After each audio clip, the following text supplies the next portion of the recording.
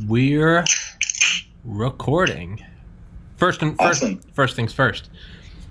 TPC 129, July 5th, 2020, 11:12 a.m. Eastern Time. For everyone listening, this podcast is available on Spotify. That'll be linked in the description and stickied in the top comment. It is also available on BitChute, which is an uncensored alternative to YouTube if you're not all about communism. And also DTube, which I don't know. I'm too stupid to understand DTube, but I know it's based in Switzerland and has something to do with blockchain, whatever the fuck that is. But it's there too. I'll link that there. So go check that out. And also, first and foremost, my Aunt Lana retired yesterday after working as a nurse for fucking ever. So shout out Aunt Lana. And no hyperbole, and I won't go in for privacy's sake. My Aunt Lana definitely had a hand in me not dying last August, and I'll leave it at that. So, no hyperbole. So, shout out, Aunt Lana, I love you. Brad Smith!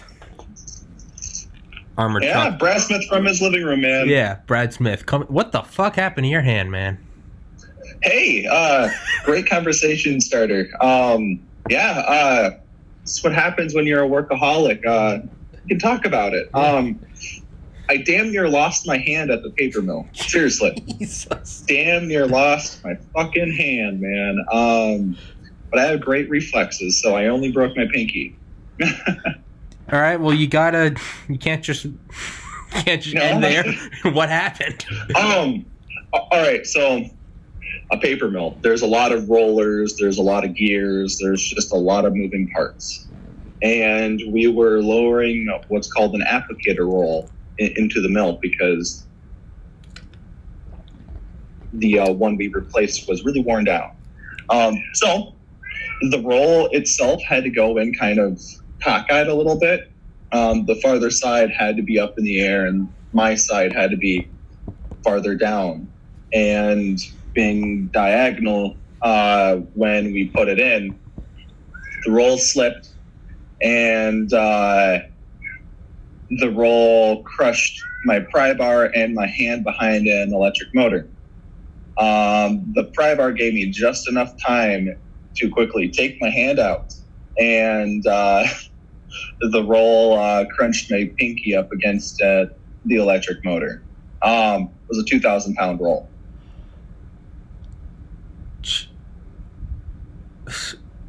What the fuck? Yeah. So is your pinky just broken? Was it salvageable? It wasn't like... Oh, yeah, no. Believe it or not, no surgery for a clean break. Really, really blessed and lucky. So, on my other hand, I don't know what this bone is called, right? Between the first and second knuckle here. But it broke diagonally. Yeah. Yeah, it broke diagonally like that way. Come through the skin? No. It stayed together. Believe it or not, the doctor was actually impressed because the bones didn't shift or nothing. It's certainly a break, but it stayed together, and that's apparently why I don't need a screw to hold things together.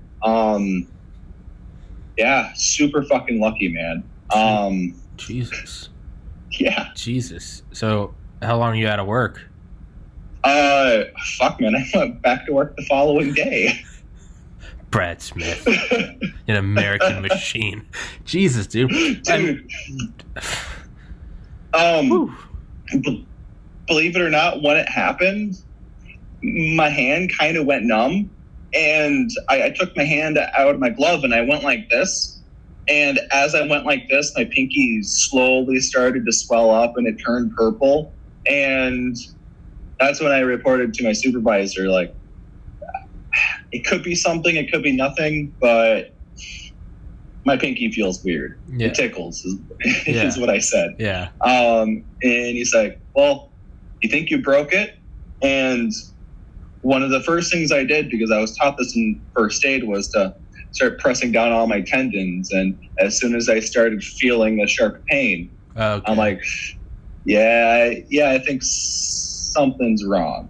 So my work actually they have a security department that does security around the mills, and security brought me down to the emergency room, and I waited in that fucker for 5.5 hours.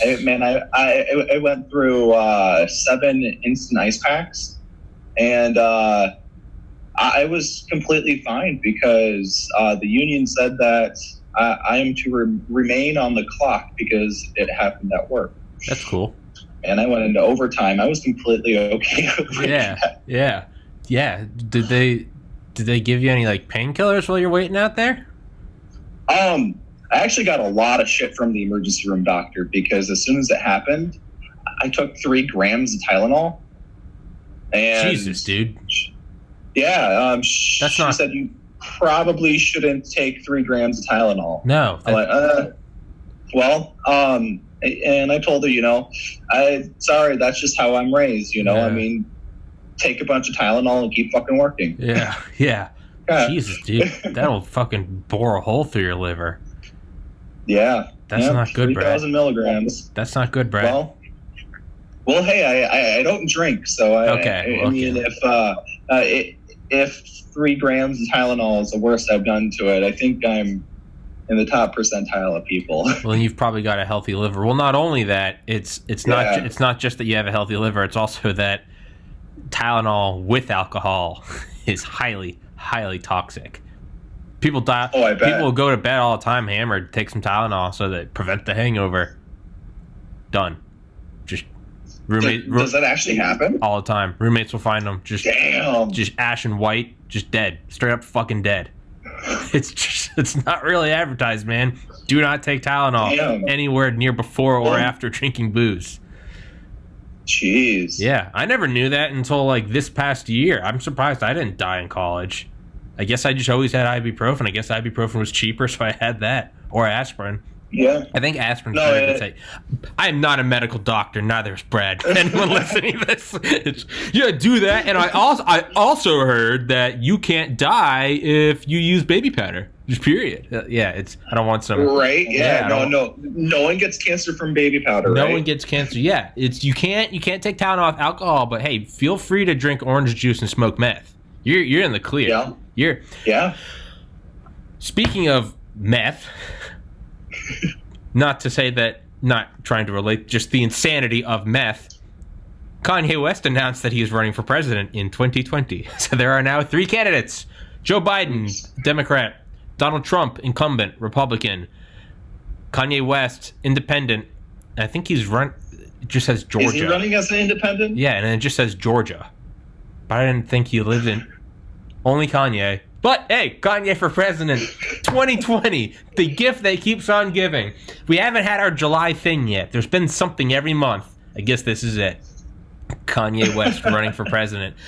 It's insane, but honestly, I think the more people that run for president, it's probably just better. Because for the last 2 presidencies, we've had truly like the demonstration that anyone can be president. Black man becomes president, Donald Trump becomes president. Truly... because up and before that, I mean, it was just there was almost like a certain like political elitism in my humble, uneducated, non-historically rich mind.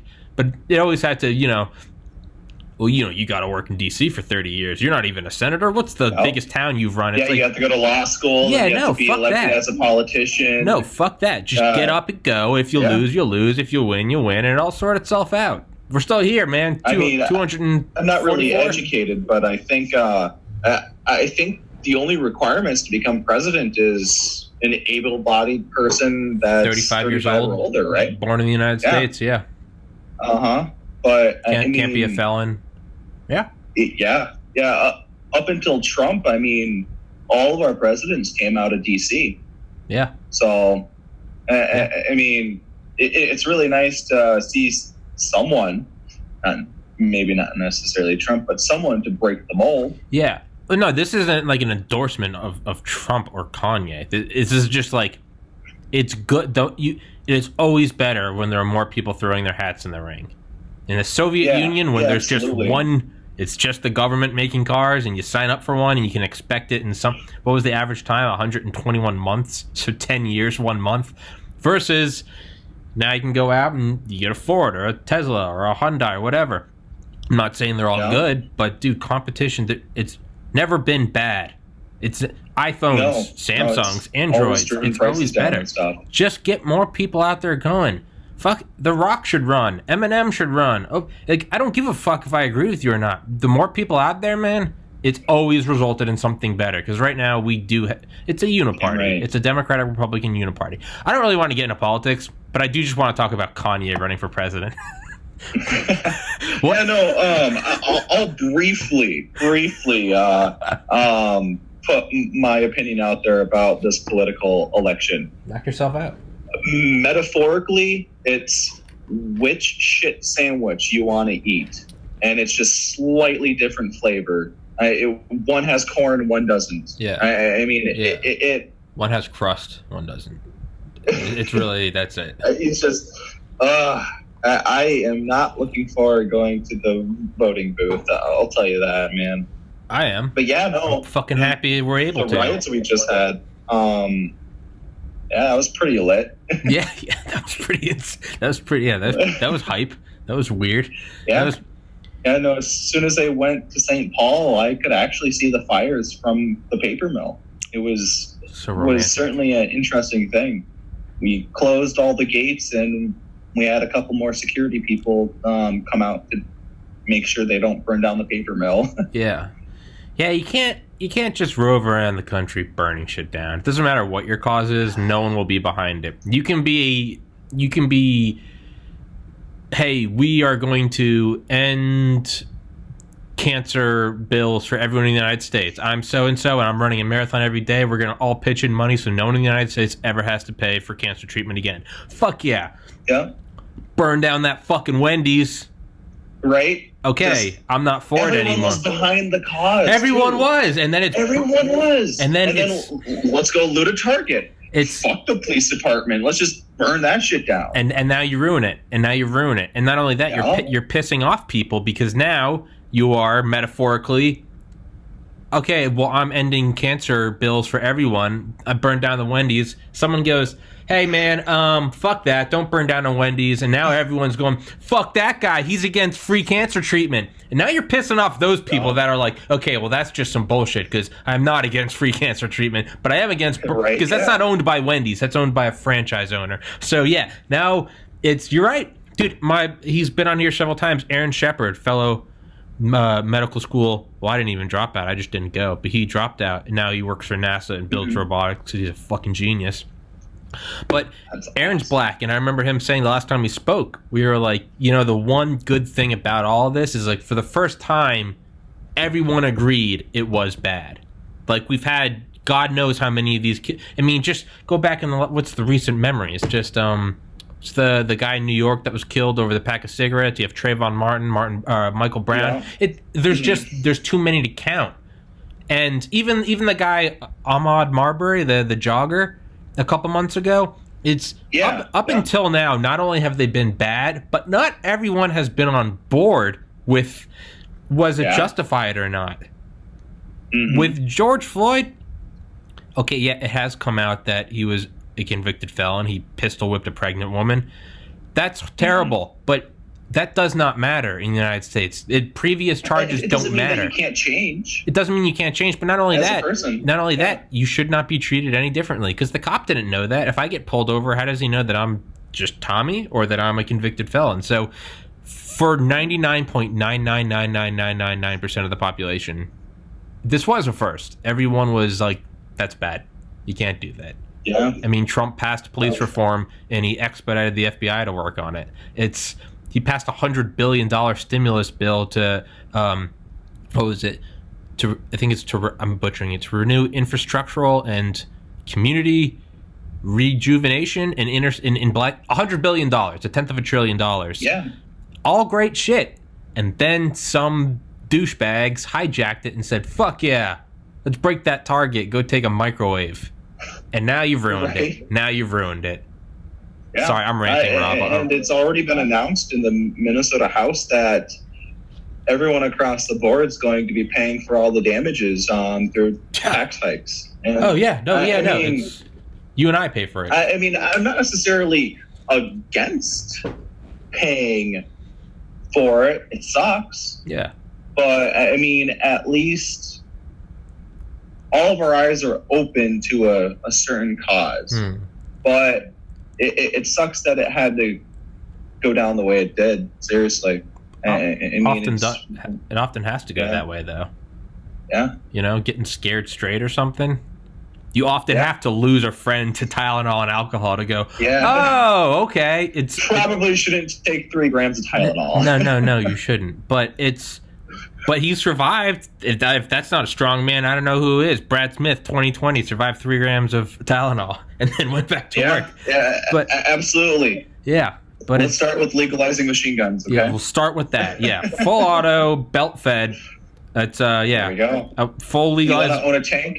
Yeah, go for it, man. Dude, I had an idea years ago. I remember I was arguing with one of my best friends. He's polar opposite ends of political spectrum, but he's been one of my best friends since like 5th grade. But I remember we were arguing. We were just kind of like half in the bag. And he was like, so what? He's like, you think you just should keep extending to everything? He's like, let's just get to the end. Do you think everyone should own a nuke? And again, this was like 4 a.m. We had been drinking all day and smoking pot. We're just fucking geeked to Red Bulls. And it's just none of, it was all tongue in cheek. And I was like, yeah, I think everyone should have a nuke. He was like, how the fuck?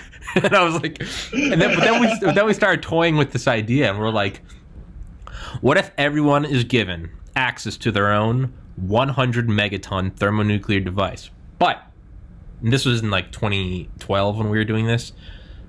No one gets it until 2050. But everyone now knows that we got to produce all of them. But then you get one coming. So we would have 38 years until 2050. Now we're only at 30 years. Well, what changes would we make? Inescapable. We cannot cancel it. Once it's down, everyone gets it. It's a divine thing. No one can stop it. Just suspend logic for a minute. Well, the first thing you do is be like, okay, we should probably settle all grudges, right? Yeah. Not just guys who fucked each other's wives, but also between like Israel and like Palestine, like everyone. We should solve that. Everyone's getting a nuke. We should probably make sure everyone's singing Kumbaya. Exactly. Next step would be mental health.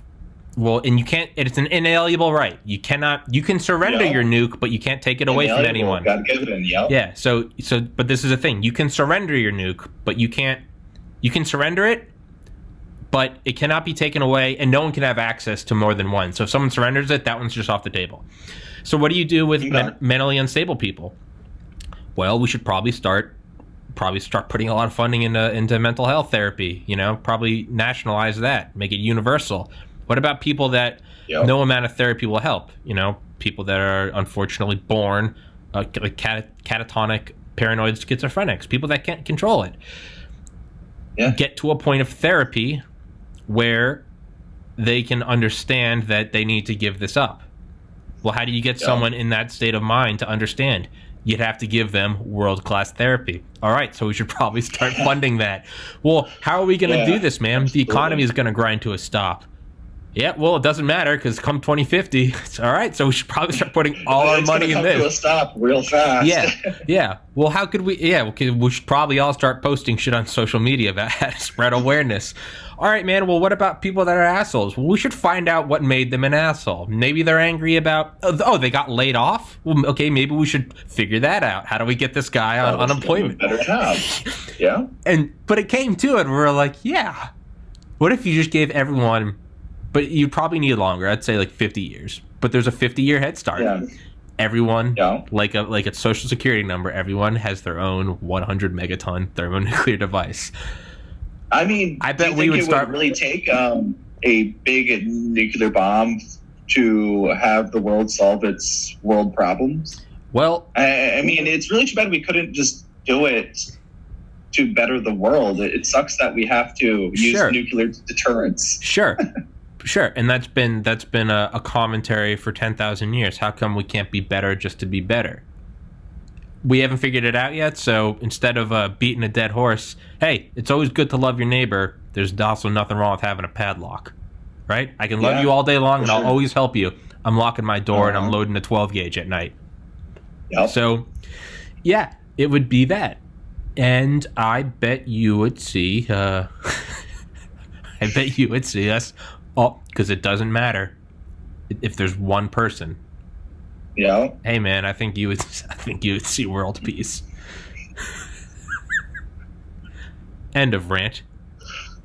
So I think that'll be my first campaign thing. I was about to say Tommy Brad 2020 2050 promise program. Everyone gets a 100 megaton nuke. And we suspend so the next thing would be, well, are there caveats? What about can you just get the fuck out of here? Yes, you can. So we might as well start funding space exploration. Yeah. You want a lunar colony? Do you think you get to bring your nuke follows you off It does. It does. But I like that. It's easier to have 100 people on a different planet. It's probably easier to all 100 people get on the same page. So if that's the natural law, then okay, looks like we should start colonizing space. What about space station? You can do that too. What about digging underground? You can do that too. I think you would see a dramatic shift in everything.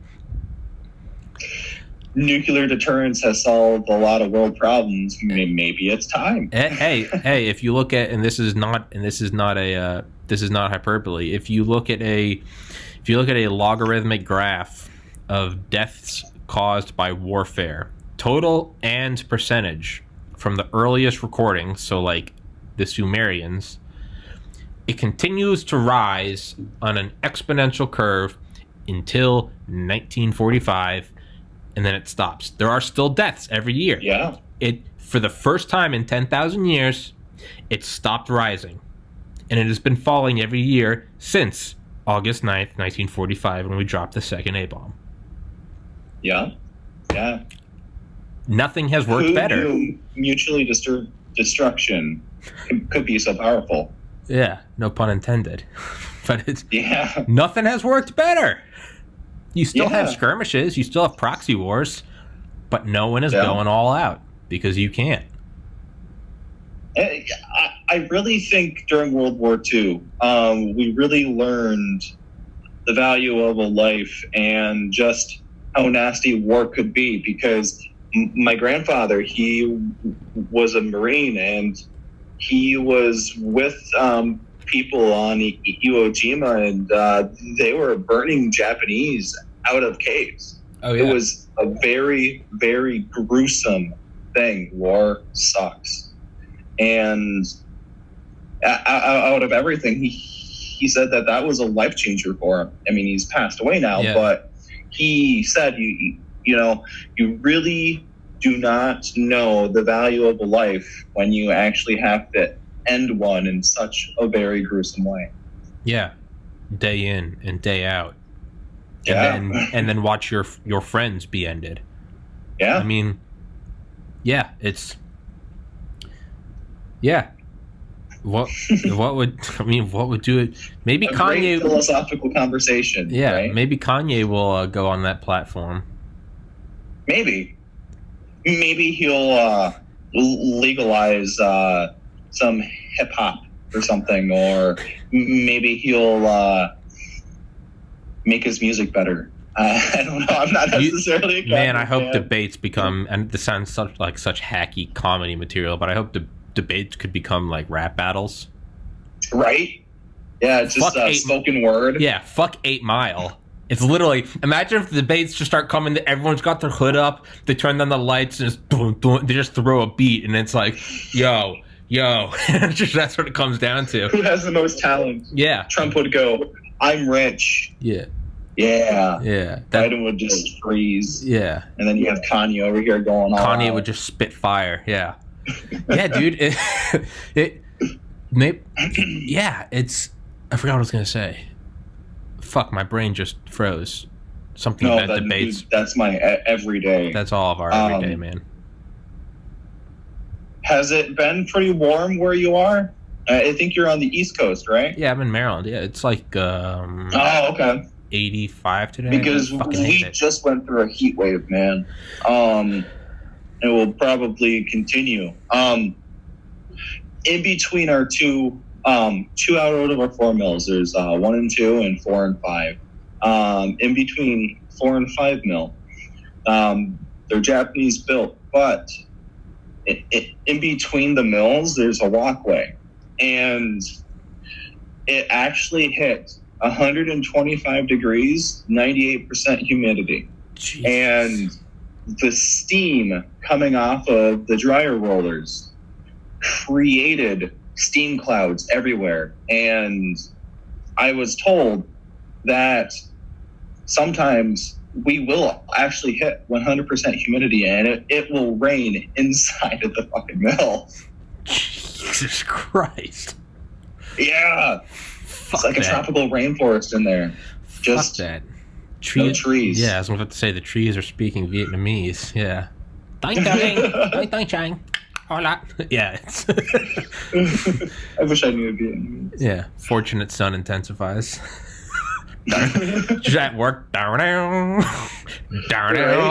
But yeah, you get that Vietnam music going on. Oh yeah.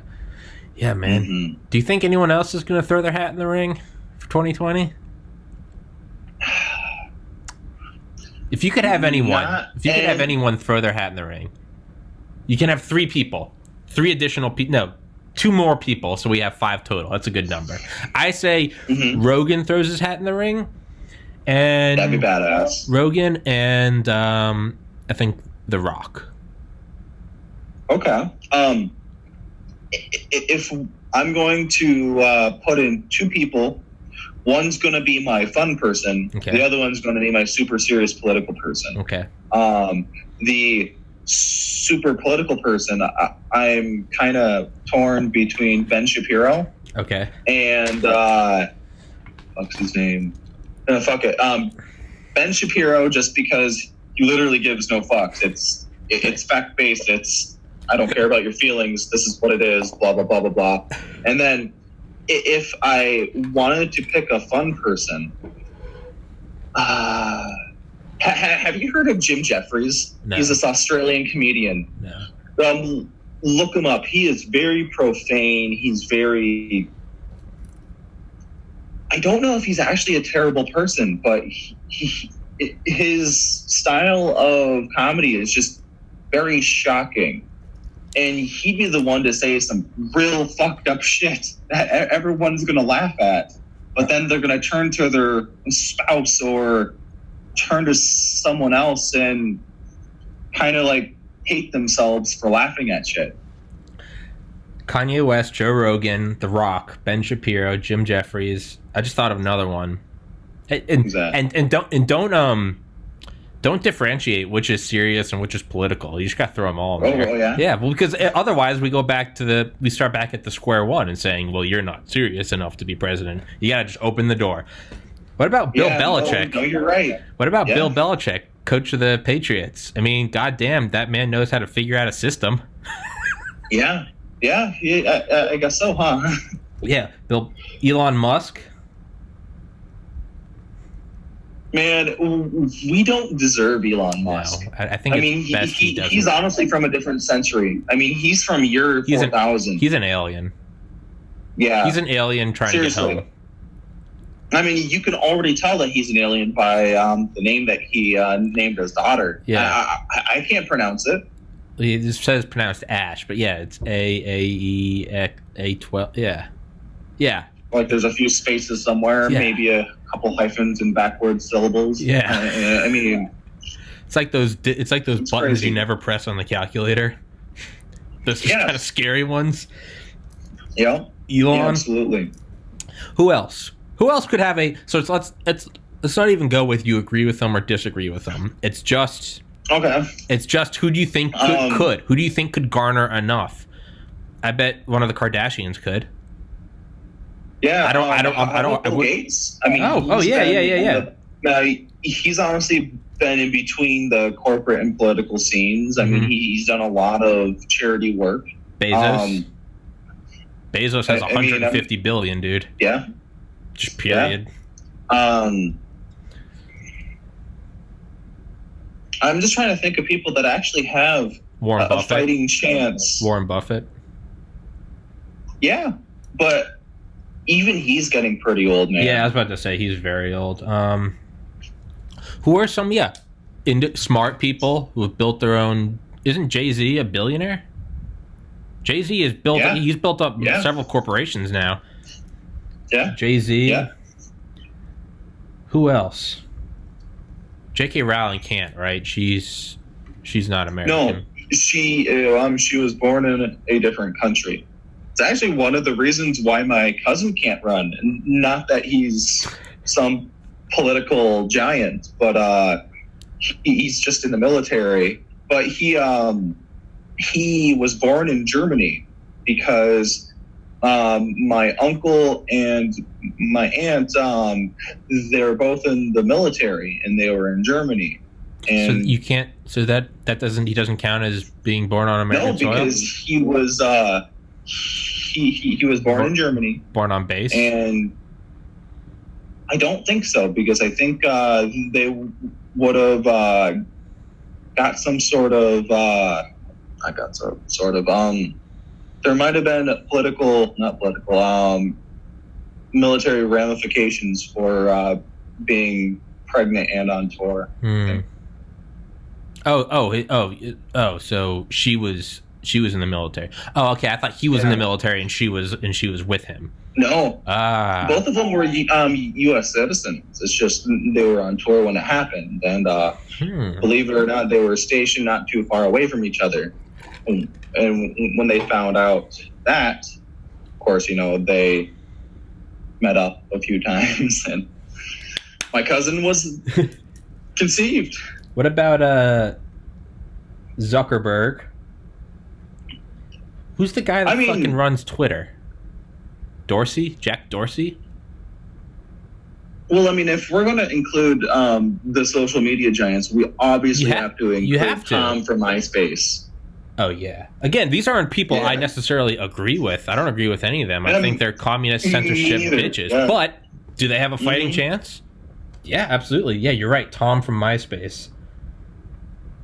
I would vote for Tom from MySpace. If we're basing it off on... It's just fighting chance. It's not, are they fit? It's 35, American citizen, fighting chance. Could they just get the vote? Okay. So they're Alex Jones. You're right. Alex fucking Jones. There would be some actors too, though, right? I'm not saying competent, but could pull a fucking crowd. Sure. Yeah. I bet Tom Hanks. Wasn't Reagan an actor himself? Absolutely was. Yeah. You should listen. You should read a biography on him. Dude was just a fucking. Yeah. Dude was a fuckboy partier. Yeah. And he got it. So was Bill Clinton. He was a pretty big partier too. Yeah. Certainly proved that in office. Yeah. Yeah. He balanced the books, though. Exactly, dude. I don't give a fuck if he got a blowjob in office. One, I think that's badass. Two, he balanced the budget. Last president to balance the budget. Fucking give credit where credit's due. Yeah, absolutely. I'll certainly let a little hanky-panky underneath the presidential desk go. I don't give a fuck. Balance the budget, lower my taxes, keep the border strong, make a strong military. I don't give a fuck what you do, man. Yeah. Now, we don't have any, in true white male fashion, we haven't named a single woman. Oh, no, wait, Kim Kardashian, never mind. Hillary Clinton's still young enough. I don't like Hillary at all. She could still pull a crowd. Yeah, no, she could go. Hill dog. Why? How about Candace Owens? She's a I know who she is. She could. Oh yeah, and who's Charlie Kirk? He could. Yeah. Mm-hmm. Who is? Oh, I just had one. Fuck. God damn it! It just slipped away. There would. Damn it. Fuck. I just had one and I cannot remember. Who's? I'm trying to think of like comeback stories or, people who. Yeah. No. Well, actually, the CEO of My Pillow, he's a Minnesotan. Oh yeah, that guy is. Yeah. I own that's all I own. I own My Pillows because they're actually really cool. So he actually got the thumbs up from Trump. Trump endorsed him. Oh shit. Yeah. Oh shit. But the thing is I don't think he's in a place to become president because his company is so successful. I mean, yeah, why would you? Yeah. I mean, he's making a hell of a lot more money selling pillows. Yeah, and you gotta cut all that shit out once you become so. Yeah. Matt Stone and Trey Parker, creators of South Park. President and vice president. Yeah. Oh my god. I would. That'd be amazing. I would vote for them. Holy shit. No bullshit. I would. Dude, they're fucking Harvard educated. I would vote for them. Yeah. No bullshit. I would vote for them. Yeah. I don't even give a fuck if my beliefs align. I would just to watch it. Yeah. I have to mention Tucker Carlson just to kind of get the far right-wing candidates out there. I'm still trying to think of the far left because, I mean, you have to have a balance of both. Jon Stewart. Why can't Nancy Pelosi run? She can. I mean, I don't know why she hasn't. She's got power, dude. Pelosi. Yeah, she does. Yeah. AOC is not old enough. No, she's not. She's actually our age, I believe. Yeah, that's insane. Plus or minus a couple of years. That's insane. Yeah. Right? Yeah. Just it's insane.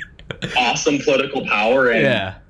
Dude, I don't even like her. You're but still in dude, your fucking 20s? Respect. I don't even like her, but goddamn, man. Yeah. You got to recognize game.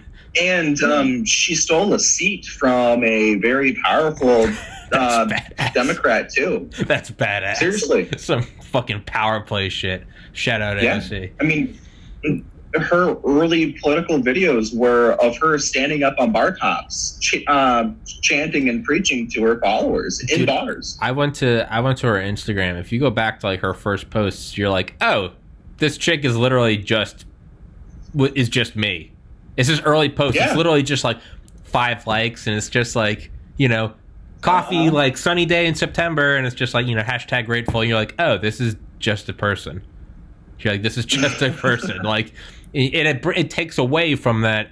Yeah, you have to be Harvard educated, skull and bones. Who's your father? Where did you go to? Did you go to West Point? You can't have that, man.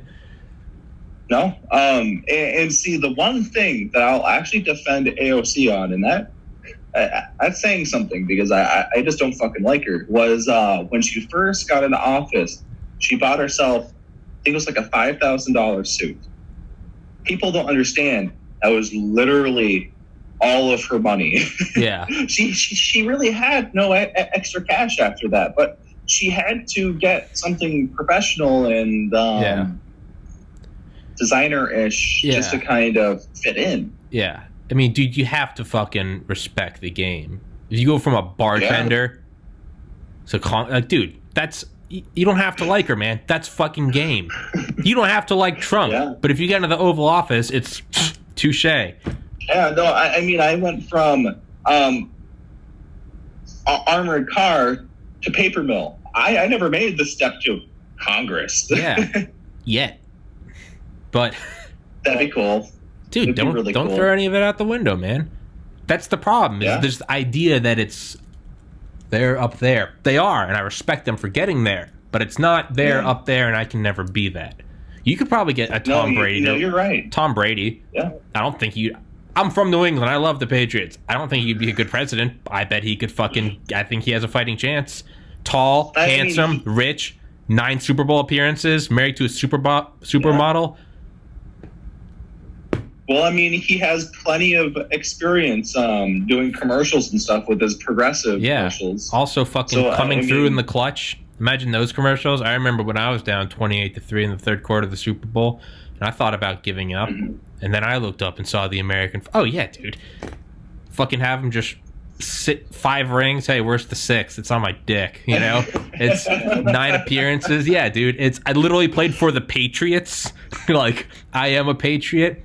I won the first Super Bowl after 9/11, like 599th pick overall. I never give up. I'll fight for the little man. You could do all that horse shit. Yeah. Yeah, Tom Brady. It's certainly it proves your track record. Absolutely. I mean, if you can do that, I mean, you could be a president. What about Michael Jordan? Yeah. Yeah, I think he could. Yeah, seriously. He absolutely could. Michael Jordan. Man, Kobe could have.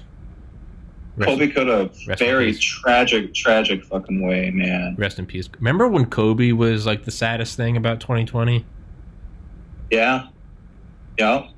And then if you look on the New York Times newspaper, just to the left of the article was about the coronavirus vaccine, and it was just so a little close. Little thing. Just a little. Yeah. Just not even a big thing, because shit, that happened right around January, didn't it? Yeah, dude, this podcast has forced me to eat slices of humble pie, because you can go back to me in like January, and I was gonna have this guy on that runs like a UFO channel on YouTube, because I fucking love UFOs, but he didn't, and he messaged me on Reddit because I was like, yo, are we doing this thing or not? And he was like, no, man, I live in California. I'm stocking up on like N95 masks, like food and water, because I think coronavirus has just got to California. They're probably going to start shutting down the state. And you can see now that you don't think anything of that. You're like, well, of course. But you can see me literally saying on the video, I had on, I think it was episode 24, Bradley Wenzel, photographer. Yeah. I was like, what's up, man? He's like, how you doing? I was like, good, dude. I had some dude bail on me. He said that he thought coronavirus was coming to California and that they were going to shut down the state. And you can see him, too, go, what? And I was like, I know, right? And then it just sweeps through the nation. So, yeah, man, I got to eat Who knew that would have tanked our economy, man? Exactly. So I had to eat a big old dick like, oh, wow, okay, I was wrong. Yeah. Yeah. So, I'm trying to think of who else. Michael Jordan. Oprah. Oh, and Oprah. Yeah. I was actually just about to say, Oprah. Yeah. Well, I mean, if we're going to include Oprah, let's include Ellen. Absolutely. It's anyone with a fighting chance. It's not that you agree with them or think they would be good. U.S. citizen, 35. Can they pull a crowd? Ellen. Absolutely. So right now we have Donald Trump, Joe Biden, Kanye West, Joe Rogan, The Rock, Ben Shapiro, Jim Jeffries, Bill Belichick, Elon Musk, Bill Gates, Jeff Bezos, Warren Buffett, Jay-Z, Zuckerberg, Jack Dorsey, Tom from MySpace, Alex Jones. Why did I write down Reagan? He's dead. I guess we're talking about Reagan. Hill Dog, Hillary Clinton, Candace Owens, Charlie Kirk, My Pillow Guy, Tucker Carlson, Nancy Pelosi, AOC, Tom Brady, Matt Stone and Trey Parker, Michael Jordan, Oprah, Ellen. Who else? I'm not bored of this. I'm sorry if you are, but I'm having fun. Can we include Chuck Norris, please? Absolutely. And then we can also include Betty White. She will never die, man. Dude, she's older than sliced bread. I absolutely love her. Oh my god. Chuck Norris, 29, and would you say Betty White? Betty White. Betty White. Who's that fucking Keith Richards? He cannot die. No, he can't. I think he's proven it too. Exactly. Eminem. I bet people would vote for Eminem. Oh, I know I would. I mean, he's the rap god, right? Exactly. I mean, he has a song about that. Yeah. And now, like, this is a slippery slope because we could just start naming anyone of any popularity. So I'm trying to stick to, like, the best, because if you start naming every football player, well, then immediately you would eventually end up just choosing the best. And who is the like it or not, who is factually the best of all time, and it's Tom Brady. So rap, I think best of all time, it's Eminem. So it's you can't just go off and start naming every rapper, because it's eventually that would all, because once you pulled the rap crowd would select the best, and it would be Eminem. There would be huge riots over the Biggie and Tupac thing because we didn't include them. Even though they're dead. Pour one out for the homies. Yeah, absolutely. So out of the list we have so far, let's say that, not including Biden and Trump, the two biggest people that would have the best chance of defeating either of those two would be Elon Musk and Bill Gates, in my opinion. Yeah, like all seriousness, Seriously. Elon Musk and Bill Gates. Yeah. Yeah. Yeah, absolutely. Yeah. Yeah, yeah. Yeah. You think so too? I think too many people hate Bezos just because he's so rich. Yeah. I think that would work. Yeah, I think that would work against him. Mm-hmm. Same with Zuckerberg. It's just like, you're the Facebook guy, like, Right? it's not the same love of Tom MySpace. He's had a lot of problems with privacy. I don't think the American public would actually trust him with the key to the nuclear arsenal. Yeah, and building that while tearing down digital privacy and demanding Trump don't build a wall, he is building a law against all zoning orders around his massive estate in Hawaii. Hey, man, I respect it, man. Get money, dude. Fuck the haters. That being said, I won't vote for him. Fuck that guy. There's that timeless saying of tall fences make good neighbors. Mm-hmm. I think that's the saying. An armed society is a polite society. Yeah, seriously. 100 megatons for every man, woman, and child is world peace. You heard it here first. Tommy, how old are you? I'm 29. I turned 30 on August 7th. So I can't. I can run in 2028. I'll be just too young to do 2024. I actually have problems figuring out what day it is. Besides, this is my work day and this is my day off. Today's Sunday, July 5th. No, I'm 28. You okay? Yeah. Yeah. So could you run in? Yeah. I don't think you could run in. I think I would have to run. No, I think you could. 2028, you'd be fine, because I'll be 38. It's just okay. I would be 38 in 2028, but I would be 34 in 2024. So I'm right. You're below. Right on the cusp. So you would be able to run. You'd be able to run with me because you'd be 36. Damn right. Brad Tommy, 2020 or 2028, fucking. Man, just make me Secretary of Defense. I want to do that. Yeah, that sounds fun. You can be SecDef. I don't give a fuck. Whatever you want, man. I mean, Vice President would be pretty cool too. But, it would be. I mean, you have the charisma. The reality is we'd get in there and we'd see all the Illuminati fucks. Dude, I would go in there. Right. I would go in there with like 7 drones with 360-degree cameras, and I'd have microphones woven into my body at all times. And I would just live stream everything in 8K, 60 FPS, and I would be like, if you see me pulled into any shady room, yeah.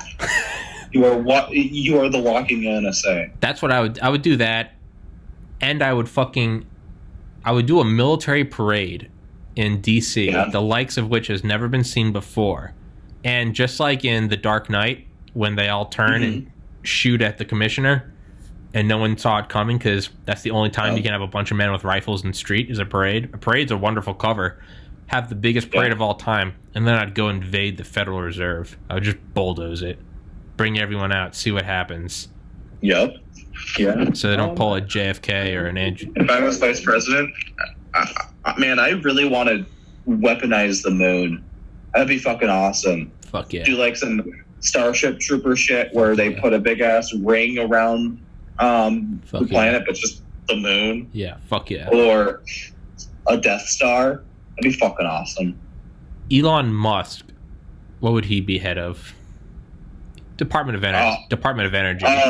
Head of everything, because the dude has so many companies and he can fit everything into his day. It's fucking crazy. I think you actually got to keep him out of politics, because I think that would hamper him.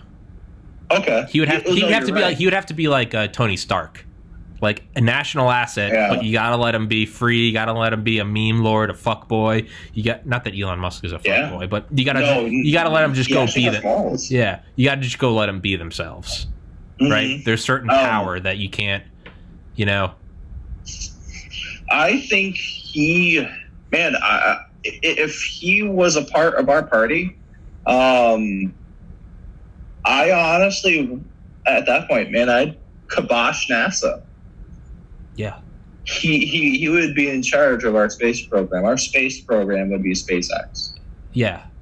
Actually, but no, I would want NASA, but NASA wouldn't produce anything. I would have NASA, and everything would be bids to space companies. I want that competition. Okay. And that's why I don't think Elon would do it, is because Elon would have to. That would be conflicting interests. That's what I would want. What other companies send satellites up into space? Yeah. Well, I was gonna say, like, the Army doesn't build anything.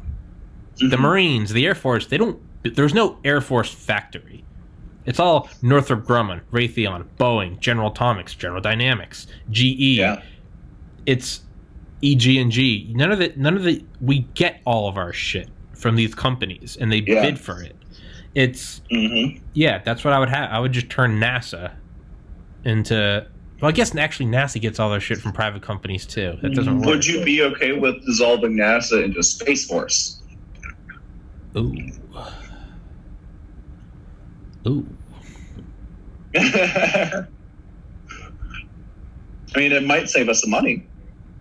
I mean, dude, the military that's where you want to get something done.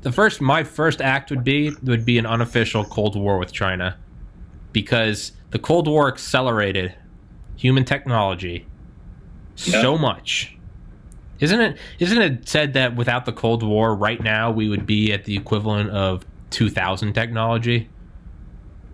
I cannot remember where I heard that, and that's not based in anything, so I'm not going to try to argue that. If you're going the route of Cold War, I mean, Japan could be our next Cuba, and we could just send all of our nukes there and freak China out. Fuck yeah. Cold War accelerates everything. As long as the nukes don't get fired, Cold War is a win for everyone. But it's a very risky business. It's a very risky business, because if it goes hot... Yeah, it was a little tense there. If it goes hot, then it erases everything. And so without the Cold War, we'd be at 2000 technology. With the Cold War, we're at 2020. If the Cold War went hot, we'd be at year 20. So it's. Yeah. The next war would have been fought with sticks and knives. Yeah, Albert Einstein. Yeah, I know not World War III would be fought with. World War IV will be sticks and stones. Yeah. Or what Eisenhower said during one of the nuclear drills. He said it's like the czars he was choosing, the private business czars. Raven Rock by Garrett M. Graff, my favorite book. But Eisenhower said something. He was like, "You must understand." He's like, "This is not a war we come back from. This is not a we rally up in the red, white, and blue." Yeah. He goes, "We will be back to killing beasts with rocks." He's like, it's not that the economy will stutter. He's like, written language will be gone. Yeah. Well, I mean, think of it this way. On pure accident and a dash of negligence, look at Chernobyl.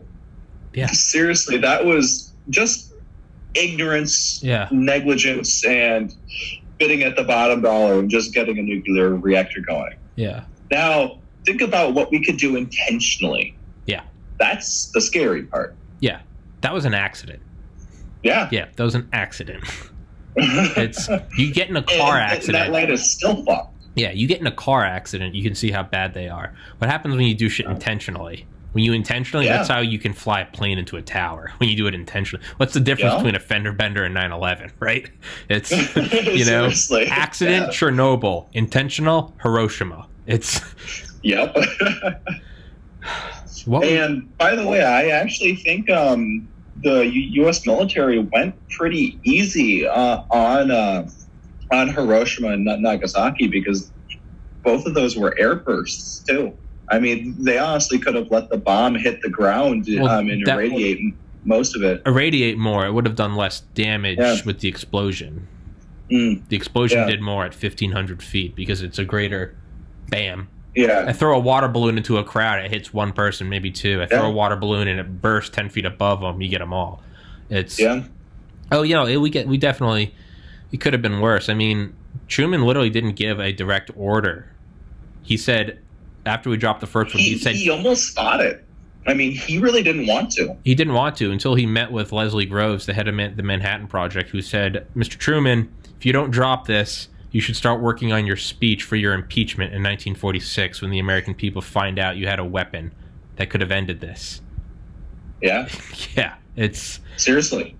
I mean, sometimes you need someone to give you the hard truth and saying you could have, but you didn't. Yeah. So you better work on your exit strategy. Yeah. The overwhelming majority, I think 87% of scientists in the Manhattan Project voted for a burst off the coast to show the Japanese. And Leslie Groves actually had that canned because he didn't want that getting to high command. But what a lot of people don't know is we didn't have an endless number of these. We had 3. Yeah. Well, we tested one, Trinity, at Alamogordo, New Mexico at 5:30 a.m. on July 16th, 1945. Bam! But we had 2 more that we dropped on Hiroshima and Nagasaki, and we had 1 more that we ended up not using. So we had enough material for 4. The first was the test. The next 2 were Hiroshima and Nagasaki.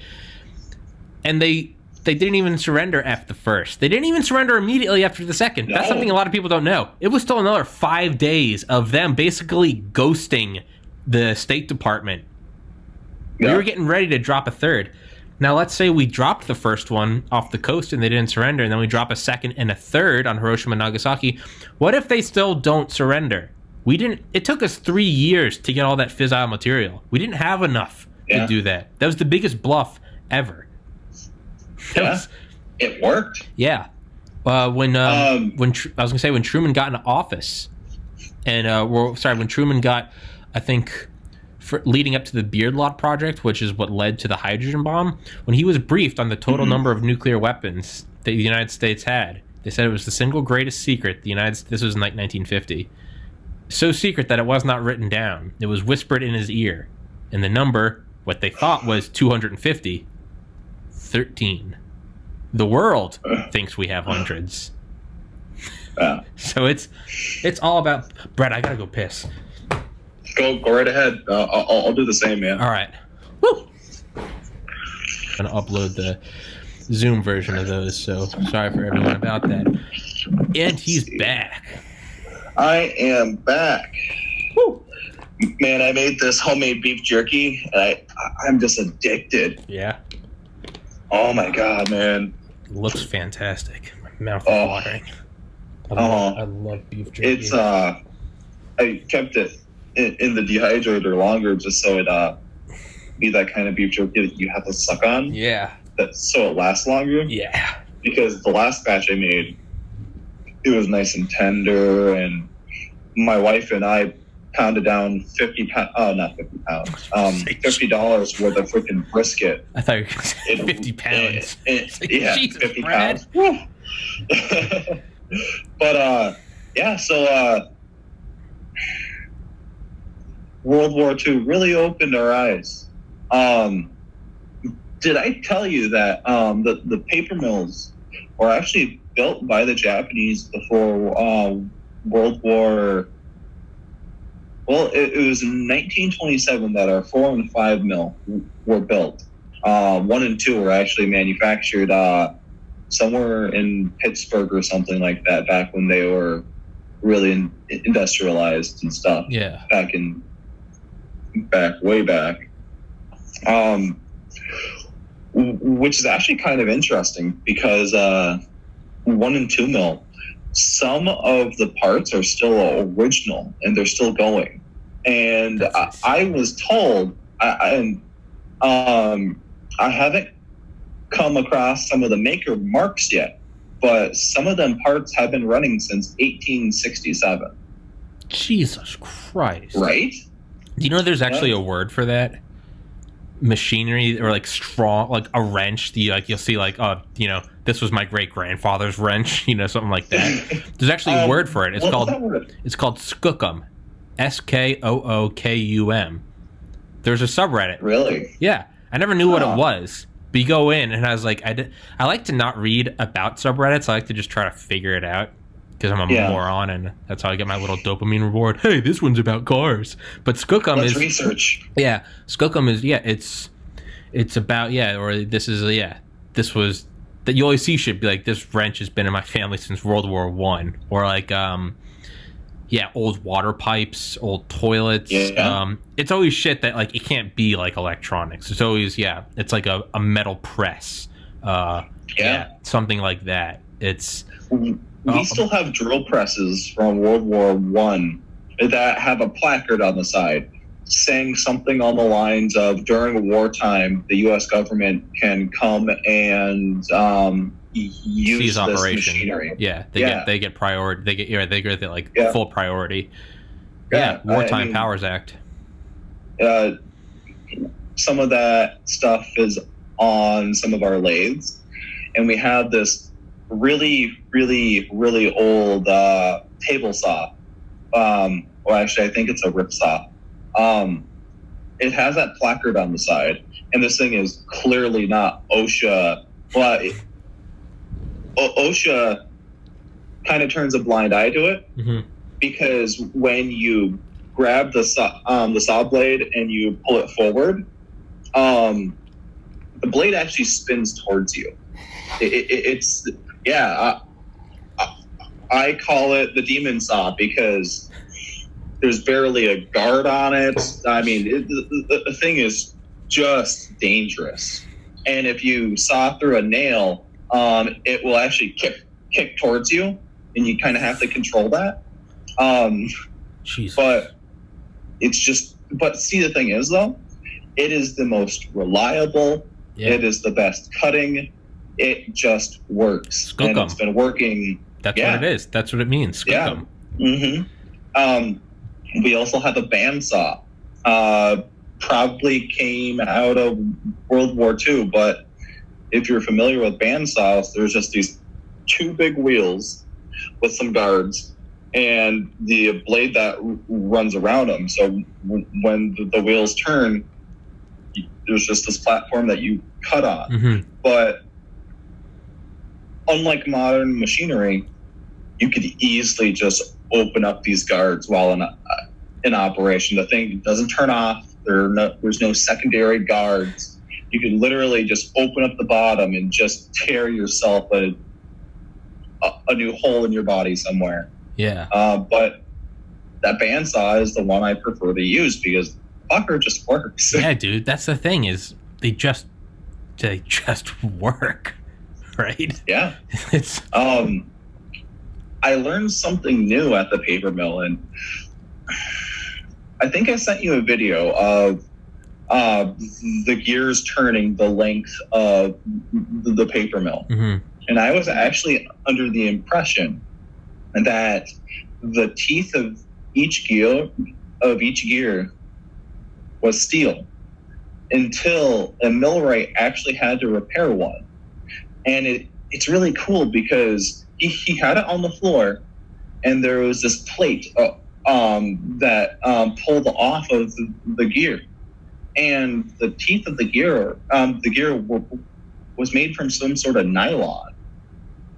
And I thought that was interesting. But when you're talking about something very old that just works, I mean, it makes sense to make some of those gears out of nylon because, there's the gear contact. And little gauge. Yeah, and with steel, it would wear down really fast, and you'd actually have to replace the gear itself. But some smart guy years ago said that it's more cost efficient and you can get more longevity out of a gear if you make those teeth from nylon. That's insane. Mind blown, man. Jesus. Yeah. I thought it was pretty cool. Do you still have those videos I sent you a while back? I do. Yeah? Yeah. Cool. Yeah. Do you want to talk about them, huh? Yeah, I do. Because it's... Okay. Yeah. What was that one thing? And it was like it almost looks like a huge pit. It's like... Oh, yeah. Yeah. Explain that to me. Okay. That is the hydropulper. So before you can make any paper, you have to have stock. It's called it. All it is it's just, for us, it's recycled cardboard. And what we do is we drop 3,000-pound bales of cardboard into the hydropulper. We add a bunch of fucking water, and at the bottom, there's like this 6 to 7 foot blade that spins at 800 rounds per minute. and it just chops everything up. It's eating car engine blocks. It's eaten concrete barriers. It has legitimately just demolished everything that it eats. But what it does is it grinds down the cardboard to a point where you can pump it out the bottom, and then it goes through a huge filtration system. We have miles and miles of piping and different kinds of filtration systems. Really wish I had video of that, but those are one of those areas where probably shouldn't be filming, just because you should probably make sure that nothing is going to hit you in the head or something. Yeah. OSHA wouldn't like me filming that. Yeah. But so the hydropulper, that specific one that I sent you, it operates at about 100 to 120 tons an hour. Jesus. Yeah. And that's just one of them. Video I couldn't send you because I just didn't have the time. We have a smaller hydropulper, and that's our reserve one. So if the main one goes down, we can just quickly switch up to the secondary one, but it's smaller. We keep it on reserve for Wednesdays. Every Wednesday, one of our mills goes down for maintenance. That's actually how I got this. One of the mills went down for maintenance, and that happened. But the hydropulper is a very unforgiving machine because it will eat.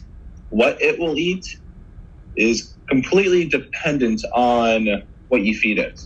That the guy I had on, that the tank commander I had on that used to operate M1 Abrams, the tanks, said that when he was introduced to them in like the late 80s or early 90s, when he first got into the Army, he said the guy in charge said, "This is an M1 Abrams. She is built to kill. She is indifferent as to whom she kills." Seriously, yeah. I forgot which video I sent you or which picture I sent you, but when we are feeding bales of cardboard into it, there's like 5 or 6 like 20 gauge or 16 gauge wires that are wrapped around that bale. And when we put it onto a conveyor belt, those wires are popped by something that sticks off the floor. And when those bales go into it, those wires don't actually go through the filtration system. There is this metal cable that we drop into the hydropulper that sits just above the rotor.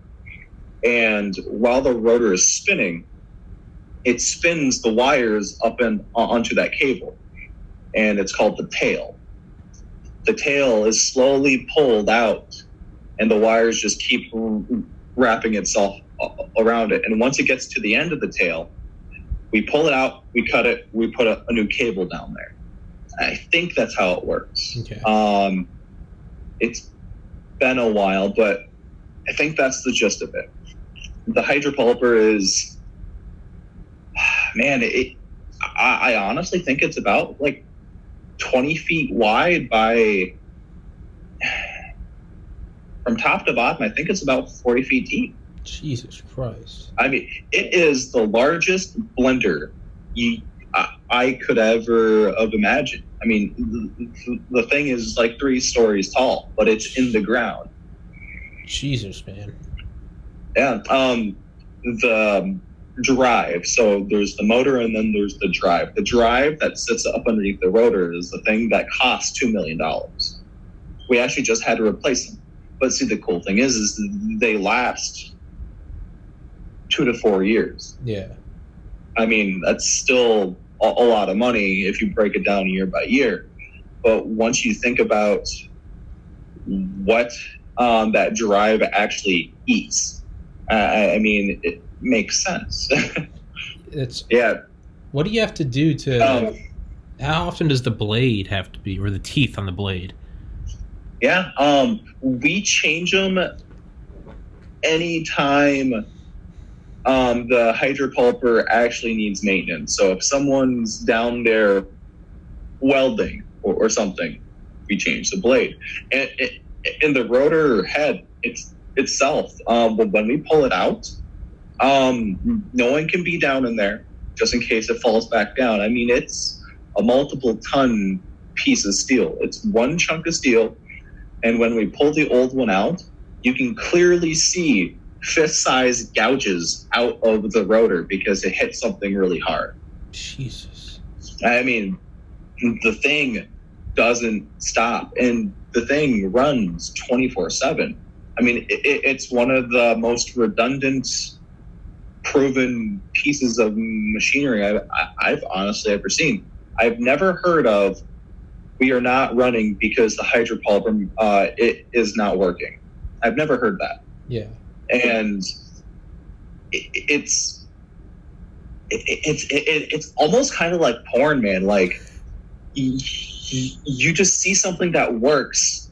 Sometimes it can be very crude, but there's just some sort of like engineering beauty to it. Yeah. Seriously. I'm just satisfying. Yeah. I mean, I think there was a subreddit. It's like welding porn, where there's just these perfect welds. Yeah. Same thing. Yeah. Yes. I've actually got someone to come on my podcast just because I remember I was subscribed there. I don't know shit about welding, dude. I can't even change a tire.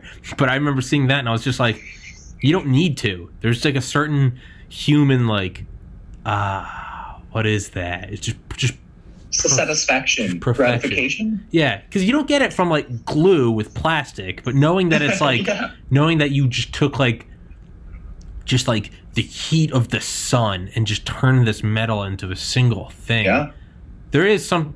Yeah, there's always like I went to Alaska with my girlfriend at the time back in 2014. I went with her family, and I remember like, we went on a cruise. It was badass as fuck. But my mom's favorite part of the vacation was a 7-hour train ride from the airport to like the dock or the pier, whatever the fuck, harbor. You can tell I'm really intelligent. But it was this big ass fucking train, and we were on like the second story, open canopy, and it's just through the backwoods of Alaska, dude. Awesome. There was no. I remember me and our dad just got fucking hammered, and there's just trees, and dude, there is nothing. You think you've been to like, remote places in the United States. There is nothing. But the railroad was like 150 years old.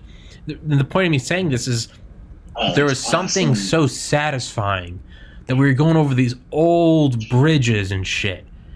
And just to know that it's Skookum. These things were just so strong and like before cars existed. So you're like, man, these were pulled out here with fucking horses and I imagine just big dudes in suspenders with handlebar mustaches just eating. They said their snack was they'd carry balls of butter dipped in sugar because it was just pure calories. And these guys were yoked. And like, but you just think about it and you're like, they had to just get rid of the trees. We saw the trees down. You're like, this place isn't level. By hand. Yeah, exactly. You're a million. Yeah.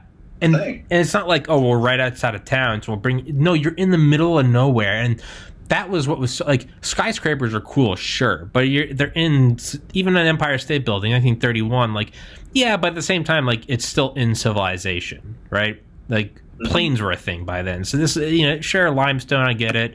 But going out and you see these railroads in the middle of the woods, thousands of miles from anywhere. Dude, there was something. I remember me and her dad were just like, because you could kind of like look out, because obviously you can't see the track when you're going over it, but you could go stand on the very back of the train and just literally look off 5 feet from you. Awesome. And just looking at the railroad ties and just the simplest shit. Not sound like a boomer. No, we weren't on our iPhones and our Facebook. But no, it wasn't even I had a smoking hot girlfriend. It wasn't even that they were serving us a 5-course meal with nice liquor. I just remember standing there, just staring at the tracks.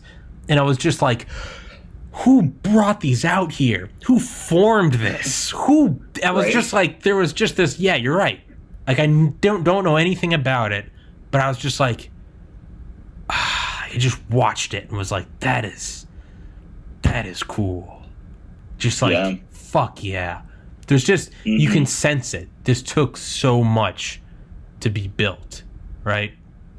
Yeah. Sorry for that little rant. Each individual spike was hand forged too. I mean, a lot of time, a lot of effort, a lot of someone's blood, sweat, and tears went into forming that railroad, and you get to enjoy it 100 some years later. Yeah, isn't that crazy? And where did that come from? Well, they had to pull this ore out of the ground and fucking ship it with like ox. Someone got black lung from making this.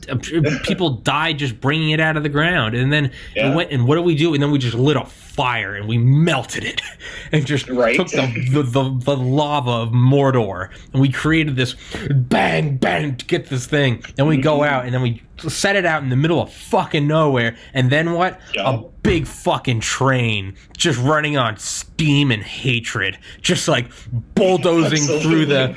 This is before ran over it. Exactly. This is before OSHA. This is back when slavery was the norm. Like, that's how old this shit is, and it runs on fucking coal, and it's just and it's just like that. To me, that 747's cool, but like, goddamn, there's something about like this was just humans just beating nature into submission. You know, it's just absolutely beating nature, like the pyramids, just beat fucking. It's literally just hurled human suffering at it until it was finished. Fighting physics, fighting everything, fighting the environment, just to create something amazing. Yeah, I mean, built with rye soup, the bullwhip, and a megalomaniacal complex. Yeah. There are many YouTube videos of people using old techniques on restoring trains and stuff, and just seeing the effort you have to put into just putting one rivet into the steam engines and stuff. Crazy. It's insane. You have to hop in there, you have to have this 150-pound hammer, and this hot piece of steel or iron comes through, and you just hammer it together, and then it cools down, everything creaks. I mean, dude, in Athens, Georgia, there's just some beauty to it. In Athens, Georgia, I mean, where I went weird. where I went to college, dude. I used to go to, when I lived on 3930 Coney Street, behind the Waterford Apartments. You could go walk behind this. There's like this little fucking lush green shit, but there are these huge cement pillars rising out of the swamp and like the ground. And the first was like 20 feet tall, and it was just rock. And then there was another one that kind of stuck out because it was like a different kind of rock. And it's because at some point they realized they needed the bridge to go higher. So after like 40 years of trains, this is literally like 1840s, they built like another one on top of it. And it has since been like the railroads, they stopped using them like pre-World War I. But these things still, they're just still, and you can climb up and you can still find old railroad ties, but you go find these bridges and it's like they're covered in vines. You can like the river has literally been going for 150 years, like, but these things just still sit there, and they're just like, what went, like they didn't just. You didn't have a machine build that. This is just stone. How did that happen? A bunch of guys just fucking took stone and stacked it. How many died? Probably a lot. You could probably find some bones around. Just brute force. Just probably raw slave power. Just beating life into submission. And it's just, you're right. There's just something. Yeah, it is. It's just like, I don't know what it is. You know, it's like very. Yeah, I don't even know the word, but it's just it honestly puts you in awe. It's a little. It's almost like a slight, like a trance, almost like a lullaby. Riding in the car, falling asleep. It's just, you just kind of stare at it, and it's like, what is this? What is this fucking... Yeah. It's like, You want to wrap this up in like 11 minutes? 11 minutes? Sure. Go to 12:45 my time? I'm good with whenever you want to stop. All right. So Second piece of machinery. Yeah, I was gonna say maybe one. Let's go for 26 minutes. Okay. I have a ton of shit I gotta do later. Yeah. So sorry, we went on some fucking rant. I don't even remember what we were talking about. Back to you. Yeah. So I've described to you what the hydropulper does. So that's stage 1. Stage 2, after everything's been filtered, and I sent you a video on this. It goes on to it's called the table, but what it is it's the piece of machinery that shoots the filtered stock down onto, it's like a screen. There are blades up underneath it. The screen goes across it, and the blades underneath they don't cut into the screen.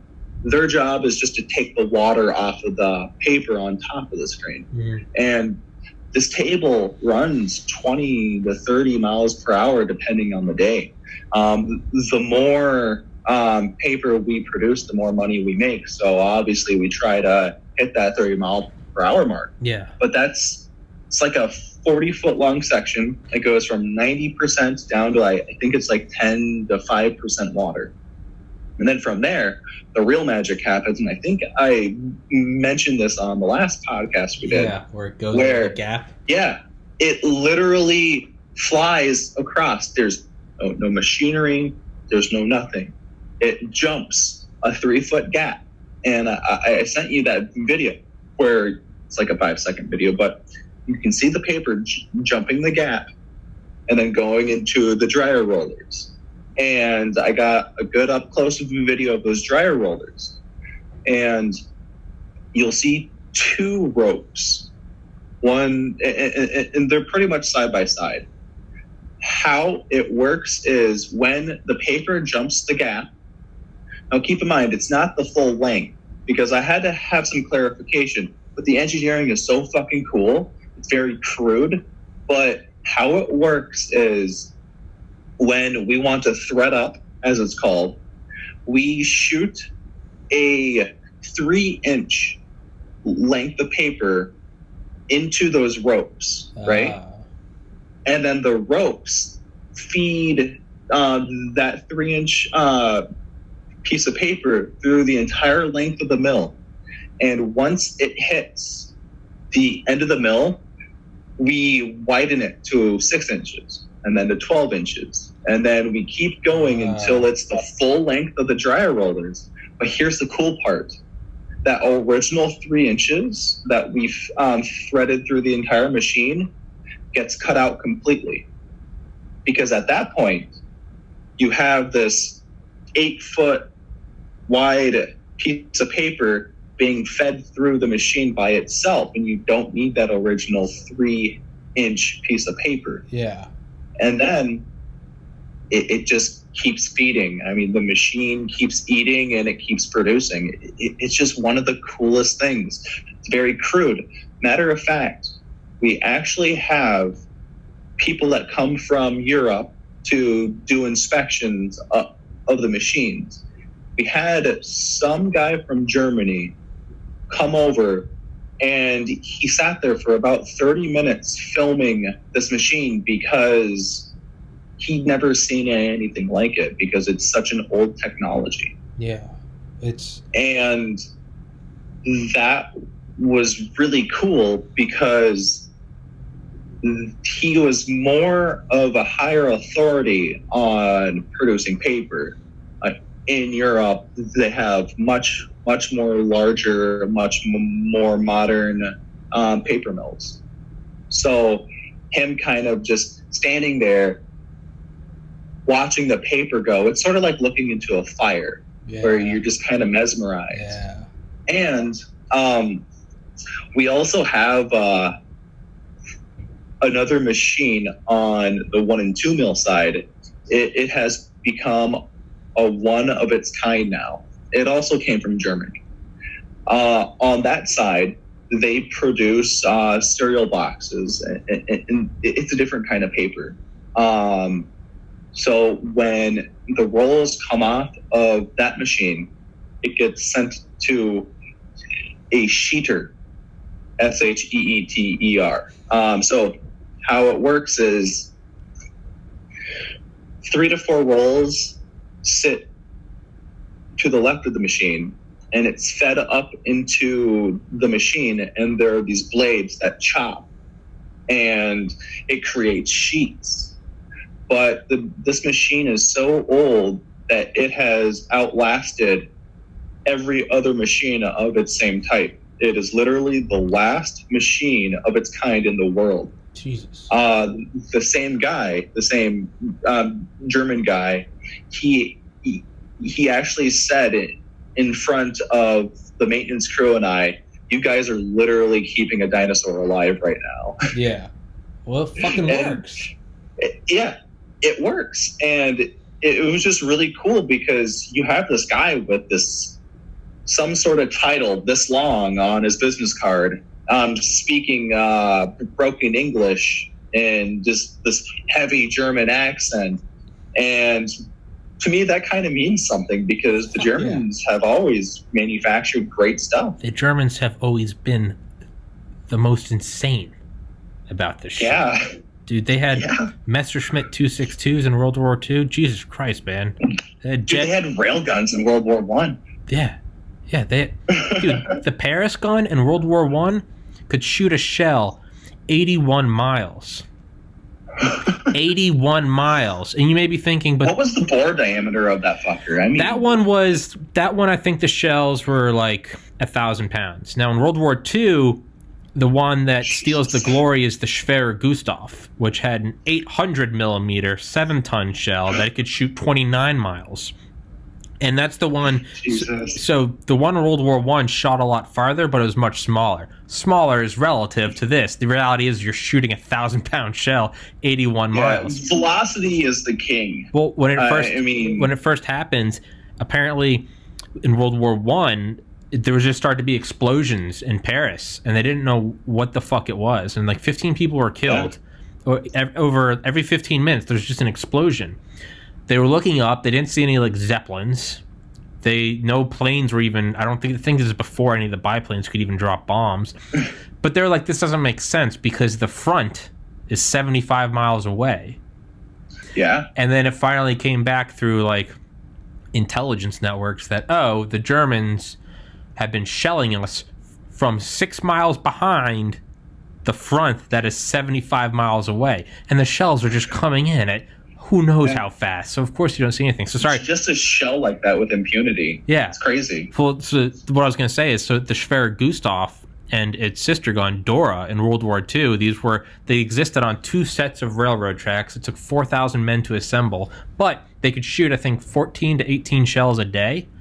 And yeah, you had to walk something like 200 yards away from it and put in earplugs because otherwise it would bust your eardrums. But it could shoot a 7-ton shell 29 miles, and then it had its own custom barrel, just like you'd put a silencer on. Krupp made its own special barrel that was actually never used. It was killed in an RAF bombing raid. But they made because the Germans started looking back to World War I, and they're whatever, eating their schnitzels, and they're like, in World War I we could go 81 miles. World War II we shoot something it's 14 times as heavy, but we're only going about a third the distance. That's no good. So they created a special, a thinner barrel that shot, I believe, the same size shells as the Paris gun. But this shot at 118 miles. It was never used, though, because an RAF bombing raid hit it. Not on purpose. Thank God. Well, they would have been getting shelled. They would have been shelling London from France. Yeah.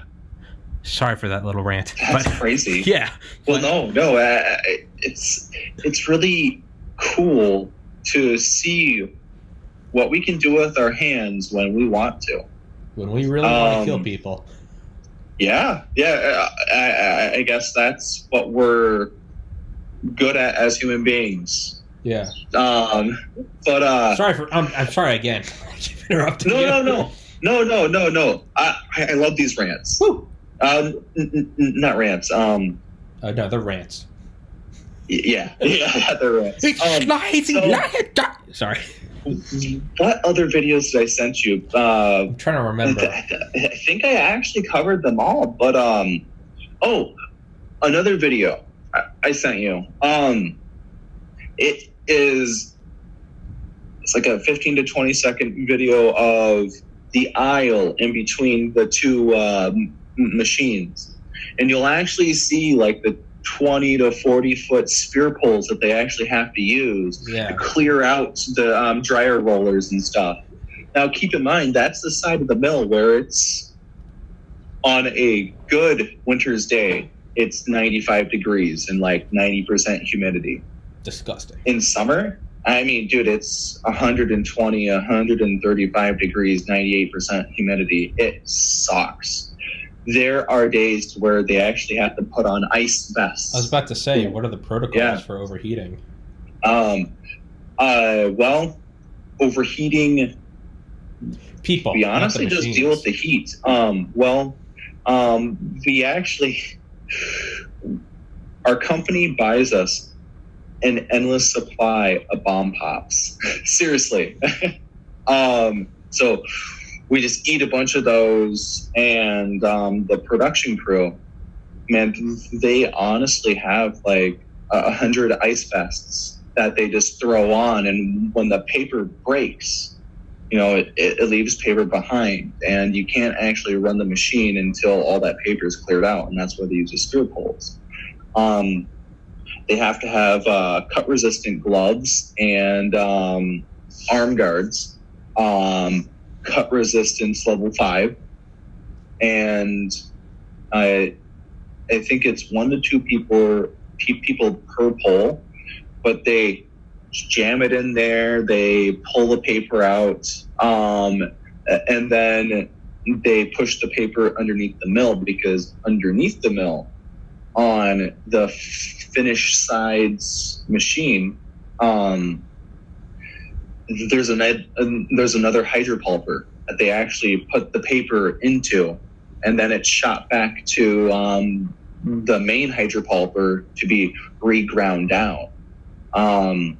But the video is just, you know, those people taking their time, being safe, making sure that they don't put their arms where they shouldn't be. Granted, the machine stopped, but that honestly hasn't stopped the machine from hurting people.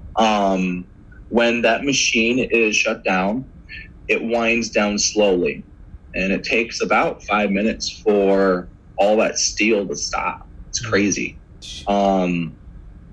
There's 6 to 8 sections, and they're all on air brakes and stuff. It's honestly old locomotive technology. It's one of the coolest things, because both 4 and 5, like 1 and 2, they're steam driven, and they have their own brakes, they have their own throttle, and each section has their own throttle. When they're done clearing everything, each section has their own pillar with their control lever. Any one of those production employees can stop the machine. There's only one person that can start it.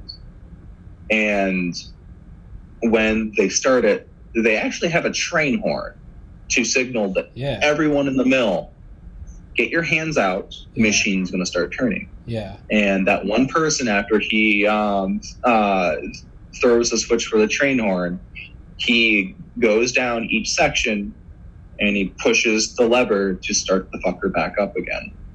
And just to give you a monetary value, per minute, 4 and 5 mil are down. We lose about $300 a minute. 1 and 2 mil, that's where the money is. Per minute, 1 and 2 mil are down. We lose $1,500 to $2,000. Jesus Christ. Yeah. I mean, just think about, if you are feeding 100 to 120 tons of paper into a machine an hour, you can pretty much do the basic math on how much money we make per hour. Yeah. Yeah. It's crazy. And when it shuts down though, it's not, it's like if I,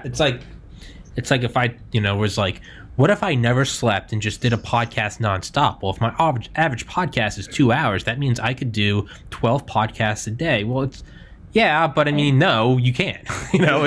You can't do that. That's a lot of caffeine. Exactly. You can't do that. So it's like, when you stop, we lose this much money per minute, but it's like it has to stop because X, Y, and Z. You can't start it up, or you're going to butcher an employee, and then you're going to lose $1 million in insurance. Like, it's yeah.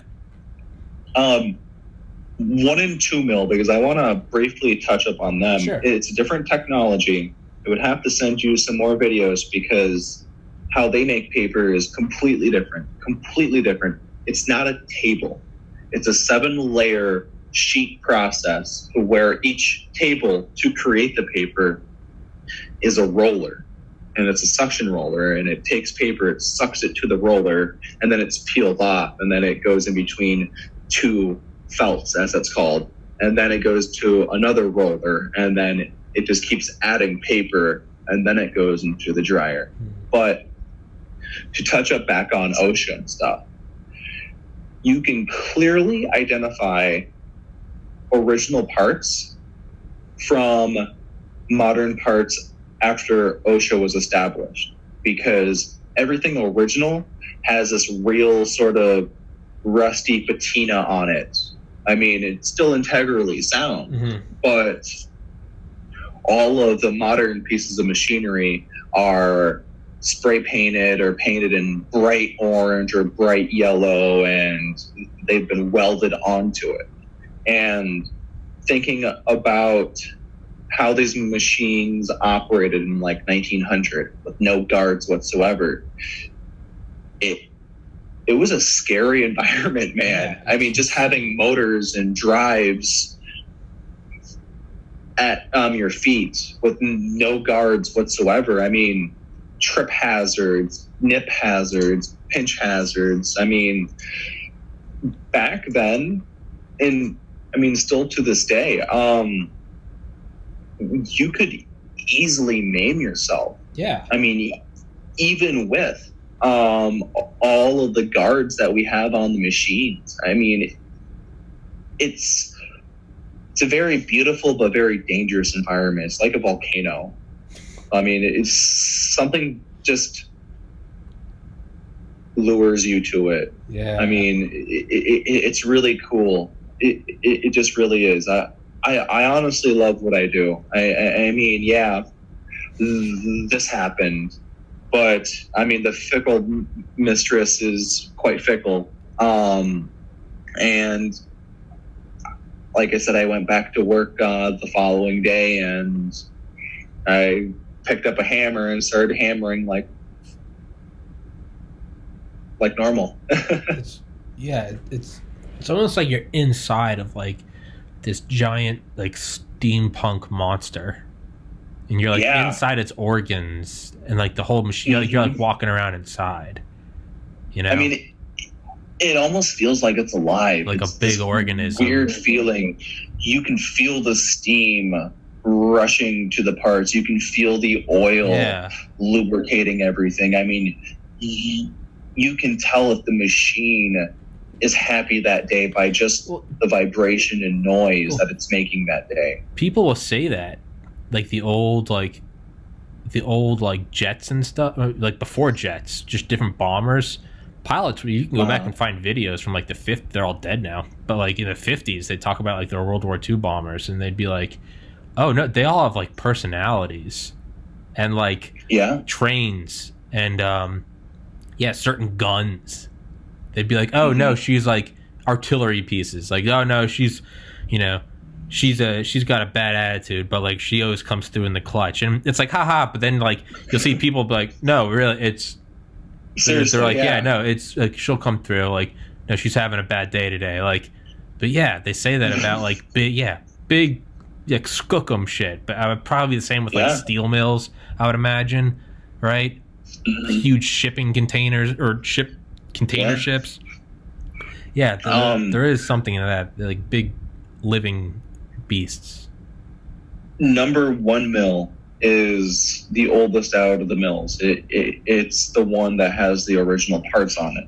And she is notorious for taking hands and ripping them off.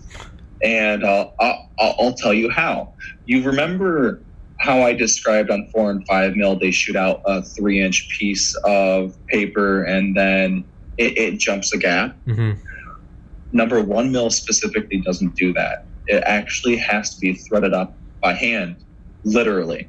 It shoots out that 3-inch piece of paper, but it can't jump a gap. It's too far. Someone has to grab that paper that is traveling. It's not as fast. It's maybe 10 to 15 miles per hour. But they slow it down so someone can actually grab the paper. And when you grab the paper, you actually have to throw it into a pulley system that has those 2 ropes. But see, the thing is people lose hands because they don't throw it correctly. You're supposed to grab the paper and throw it and release. What people do is they throw it and try to thread it up into the pulley and the rope. And what happens is when you grab it how you're instructed to, you throw it and then your hand gets wrapped up into the pulley and it pulls the hand up. Yeah. But see, that's just how the machine works. On that same side of the mill, 1 and 2 mil, both 1 and 2 mil are notorious for breaking legs. And how that happens is there are these elevators that have a track right next to the dryers. When the paper breaks on that, what happens is 2 people have to operate these elevators. One's the operator and one's the person with the pole. And you can't stand up as the person that operates the pole. But what happens is the operator of the elevator, the one that has control of the left and right, what will happen is they can't see the person with the pole. It's all done by radio communication.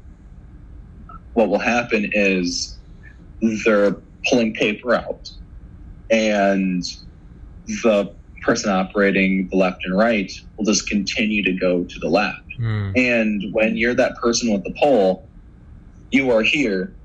The dryer roller is right here. I mean, there's hardly any gap. I mean, you literally have to back up and use the pole. But some of the guards and some of the gears will actually catch your leg. And if the operator on the elevator goes to the left or goes to the right, it'll break your leg. And I actually, after this happened to my hand, which was number 1 machine,